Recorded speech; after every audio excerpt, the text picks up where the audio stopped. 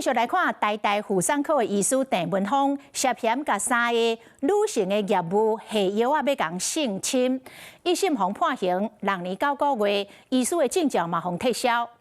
台大醫學院有一位教授叫做黃韻如，講20年前就捌互鄭文峰性騷擾，但是當時台大的性平會是以查無證據來結案。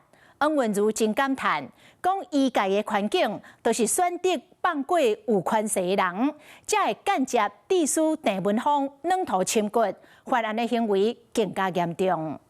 其中的一個子宮頸癌，他就可以做到這一點。前台大婦產科的名醫鄭文峰推廣子宮頭癌的風氣，以涉嫌下藥性侵未遂，1審互判6年9個月，被害人總算是擔到正義。深知自己遭受了非自願性的侵害，故於事後憤而向鄭醫師提告。2年多前，3個被害人選擇站出來指控鄭文峰，但邀請自費下藥性侵未遂。不過當時一個查某案件互台大無受理，找立委還魂鬥3天，才發現受害者不那一個。媒體報道指稱，台大婦產科醫師多次利用餐敘，在餐酒裡面加入不明的藥物，這才發現自己不是個案。1審經過2年多，今麥鄭文峰除了互判刑，醫生的證照嘛互廢除。不過這個公道已等20年。台大醫學院的教授黃韻如2005年捌指控，互鄭文峰依言勝訴，甲性平會申訴，說方用查無證據結案。後來黃韻如到新加坡任教10年，2019年轉來台大時，閣北方阻擋，敢若就是鄭文峰身軀邊的關係人佇咧創空。我當年其實有提出，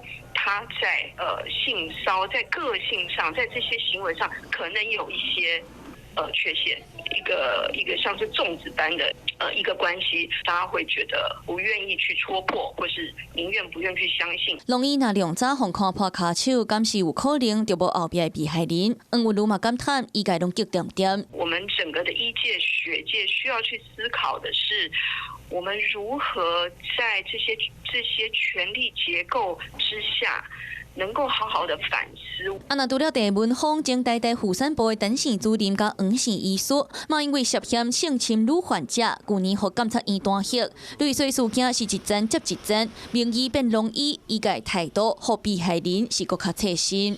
Hello， 我是莊慧琪，想要搶先掌握最及時的新聞資訊嗎？趕快訂閱、按讚、開啟小鈴鐺，鎖定華視新聞 YouTube 頻道。